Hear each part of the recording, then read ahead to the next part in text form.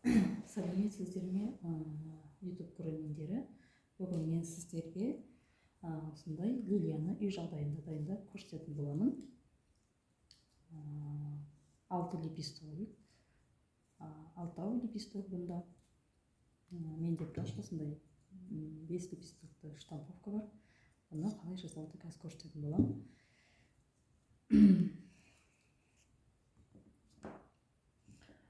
Міндетті түрде бізге осындай, мен көбіне жұмыртқаны лотогын пайдаланамын.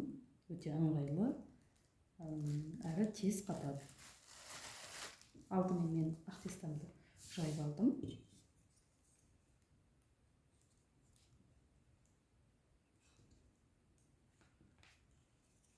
Екеуін шығарып аламын.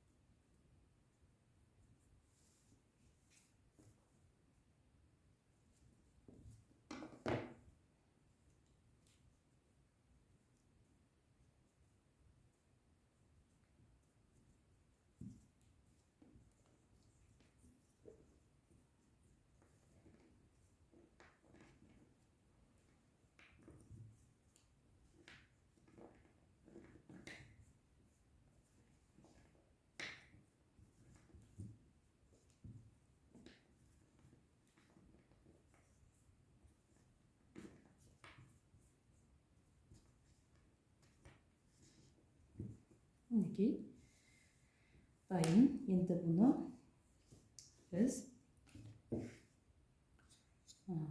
осы жұмыртқаны лотогына қатырып қоятын боламыз. Мен міндетті түрде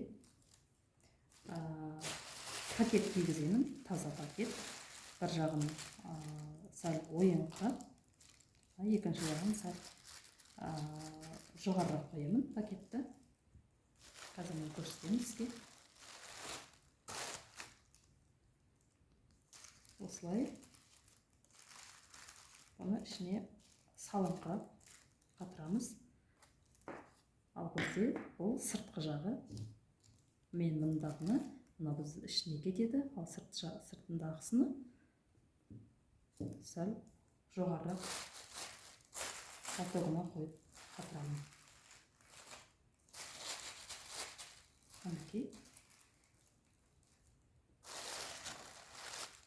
Біреуі, біріншісі ішке қатты кіріп тұрса, ал сыртындағысы сәл жоғарырақ қойып қатырамыз. Бұны міндетті түрде мен бір күнге қалдырамын. Ал біз лилияның ішіне бутондарын саламыз. Ол үшін осындайлар аламыз.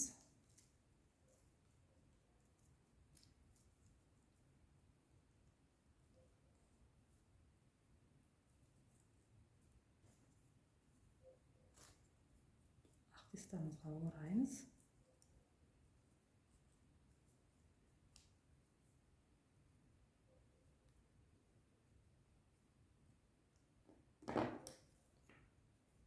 Ішіне салып кілеулейміз.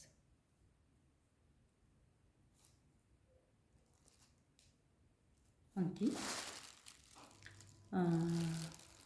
көріп тұрғандарыңыздай, енді бұны мен бір күнге қалдырамын.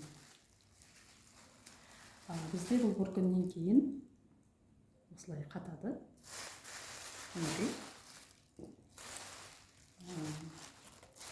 Бұл сыртқы жағы, ал мұндағы ішіндегісі. Енді біз бұны қалай бір-біріне жабыстырамыз? Міндетті түрде күй жағып, арасына азғандай мастика саламыз. Осылай.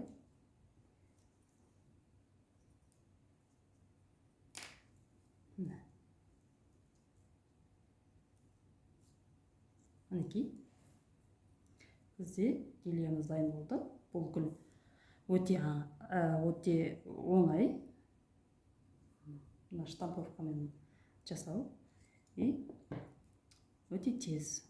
Бірақ бұны бір күн күтуімізге тура келеді.